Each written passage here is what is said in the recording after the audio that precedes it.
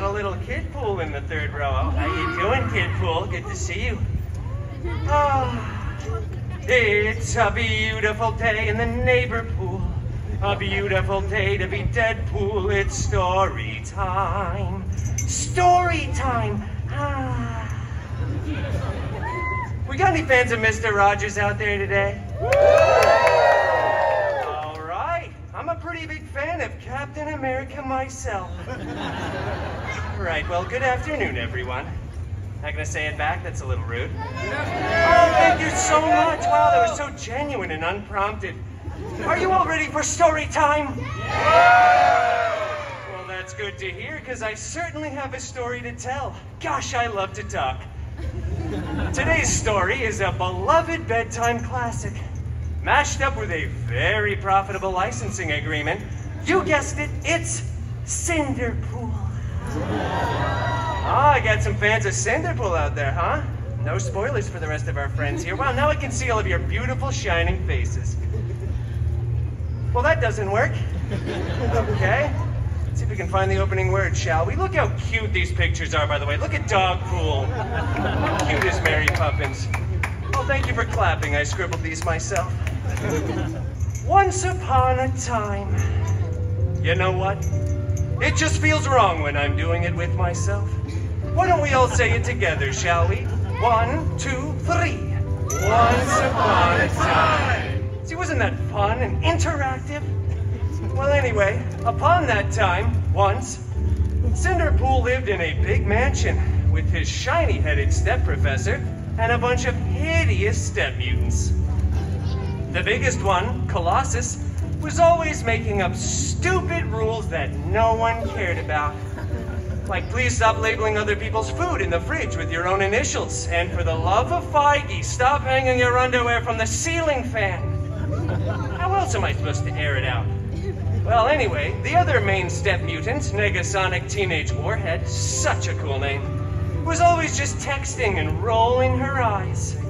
They were both super jealous because Cinderpool had a much, and I mean much, larger fan base. They don't call this story time with Colossus now, do they?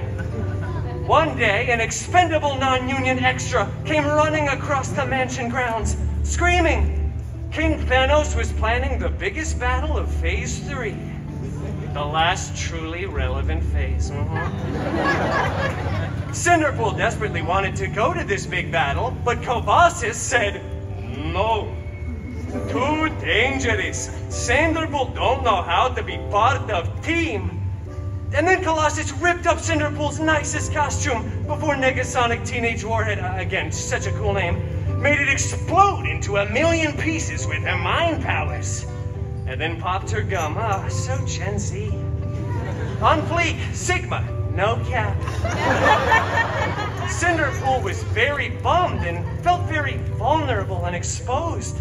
Minus 100,000 aura, as Negasonic would say. He ran out onto the mansion grounds, stumbling for dramatic effect. Oh, hello there, camera. When suddenly, a big, strange, sparkly circle appeared. And from out of that, oh, you guys are, okay. You guys are fans of sparkly circles. Wow. Who knew all I had to say was sparkly circle and you guys would cheer? Well, anyway, from out of that big, strange, sparkly circle, to much of your surprise, was Cinderpool's very hairy god mutant Wolverine. Oh my goodness. Oh, that's why you guys were cheering, okay. All right, well, come on now, Loki Bear. You gotta actually step through the magic sparkly circle. Oh, okay, there we go, yes. I'm so glad we get to tag team this together. Wait a minute. Where's your cardigan? I made you a matching cardigan, Wolvie. I shredded that. Wow, that wasn't very demure of you, Loki Bear. Not very mindful at all, but that's all right. Oh, very hairy god mutant Wolverine. I desperately want to go to the big battle, but my mean step mutants vaporize my costume. Shut up. Growled Wolverine lovingly. What? I need a new costume. I have to go to the big battle. So get another costume then. And stop writing me into these stories. Okay. Well, after that very sage and somewhat Australian advice, Cinderpool headed off to the wardrobe department to get a freshly laundered costume, and then went to the big battle. Cinderpool missed most of it, though, because he stopped for some delicious chimichangas along the way. Now, you know, priorities. But rest assured, when Cinderpool got there, the Avengers were still winning. Captain America looked so cool and so ruggedly handsome in those pants. Gosh, I love Mr. Rogers. And meanwhile, Cinderpool's fairy hairy god mutant Wolverine was... I'm going to Pim's. All right, well, thank you for your contributions, Logie Bear. Yeah, Pim's Test Kitchen, that honestly checks out. That's all right. I don't think Disney had the rights to him back then anyway. I'm sorry. Sore subject, all right. Well, anyway, as the aliens were finally fleeing away in defeat, Cinderpool saw something on the steps of one of the spaceships. It was a single glove. High five, child. Memories forever. Wow. This gauntlet was so fancy, big and gold with beautiful jewels. I think there were 6 of them, not that that's really relevant information. I wonder who this fits, thought Cinderpool, before trying it on. After some clicking, whizzing, and whirring, it adjusted right to Cinderpool's arm. Then, out of nowhere, Iron Man came flying in out of left field screaming, "Hey, take that off. This is my sacrifice to make. I really don't want to be Iron Man until I'm 90. In fact, I would rather be doomed than be Iron Man again. Oh, stop it. Trust me, I'm just as confused as you guys are. And then, other much less relevant Avengers came running in too, saying things like, "Please put that down, that's not a toy, whatever you do, do not snap." So obviously Cinderpool snapped.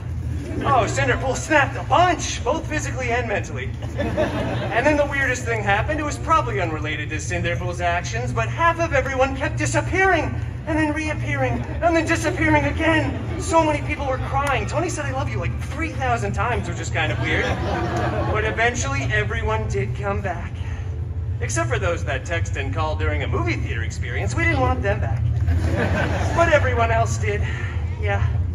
But then the Avengers tackled Cinderpool, ripped off his new favorite glove, and when they went on to remake the movie, they CGI'd Tony's head onto Cinderpool's majestic body, and it went on to become the most profitable film of the Feige Cinematic Universe. The FCU, as I like to call it.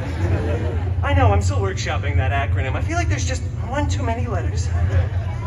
Well, anyway, honestly, everything worked out for old Cinderpool because Cinderpool went on to start his own, even more successful franchise. Yeah!